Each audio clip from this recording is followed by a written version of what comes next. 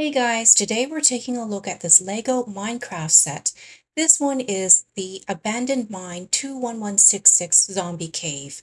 The set comes with a detailed manual to help step you or your child through the process of putting together the pieces for the toy. It includes 248 pieces and comes with three figures, including Slime, Steve, and Spider.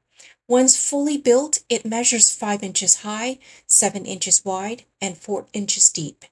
The set also includes coal pieces, iron and diamond elements, and fallen gravel, pretty much everything you would need to come up with stories on mine exploration as Steve digs through coal to try and find iron and diamonds while being attacked by zombies, spiders, and slime.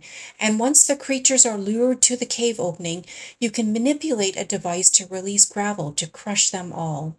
And even if you're not particularly into Minecraft, this set will still provide entertainment and hours of fun coming up with imaginative mining scenarios.